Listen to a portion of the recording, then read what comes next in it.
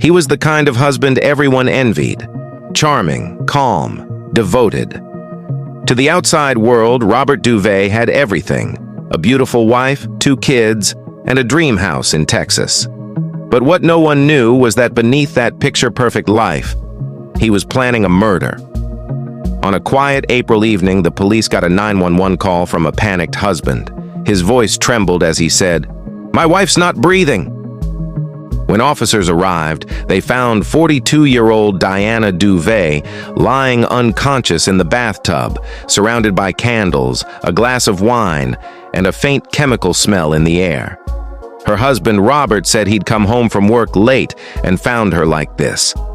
It looked peaceful, too peaceful. There were no signs of a struggle, no forced entry, no blood, just a woman who seemed to have slipped away. But something about the scene didn't sit right with detectives. The first red flag came when the medical examiner took a closer look.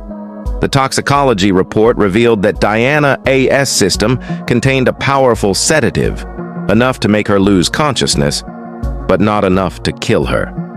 The real cause of death? Suffocation. Someone had held her down until she couldn't breathe. That's when investigators realized this wasn't an accident. It was murder. Robert Duvet played the role of a grieving husband perfectly.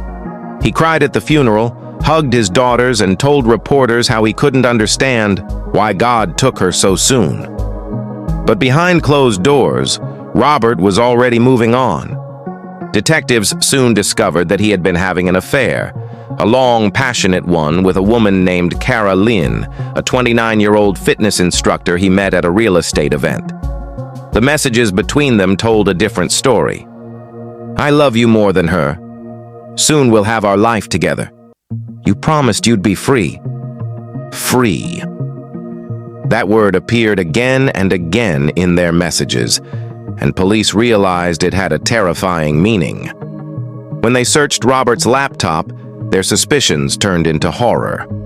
In his browser history were dozens of disturbing searches. How to make a death look like an accident. Can sleeping pills cause drowning?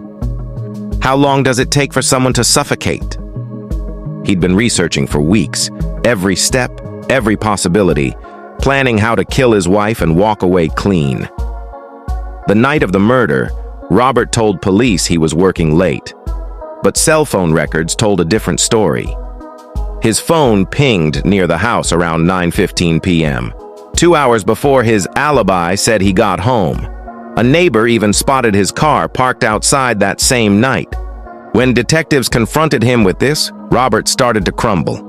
His eyes watered, his hands shook, and he said the words investigators had been waiting for. "I just wanted it to stop. I didn't mean for it to go this far." But they knew he did. He'd crushed pills into Diana's drink, waited until she passed out, then held a pillow over her face until she stopped breathing.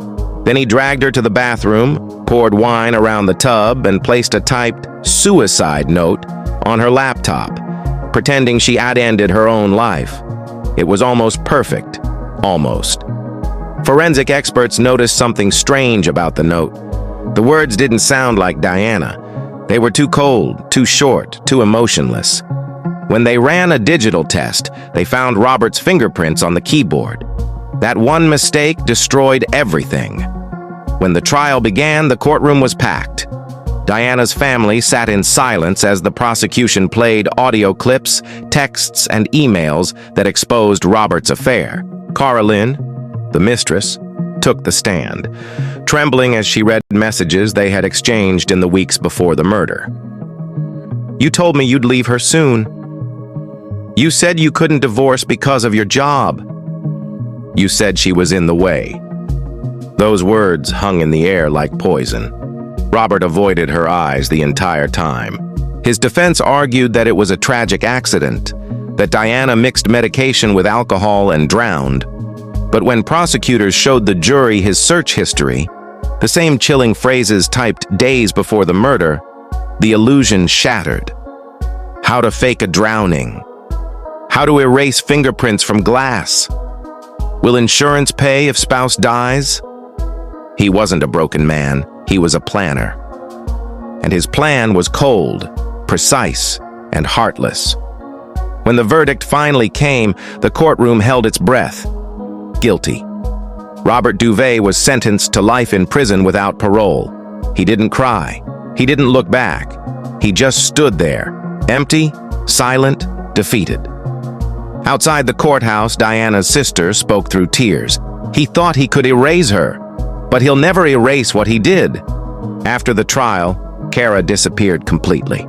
Changed her name, moved states, vanished from the headlines. As for Diana, her family refused to let her memory die. They turned her home into the office of a small foundation, one that helps women escape abusive or manipulative relationships before it is too late. Every year on the anniversary of her death, they light candles on the front porch.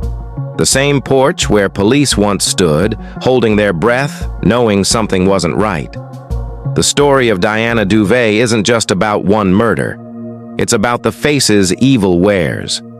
It's about the husband who smiled in family photos, kissed his kids goodnight, and went to church every Sunday, all while planning his wife's death. And maybe that's the scariest part of all, because sometimes the most dangerous monsters sleep right beside us.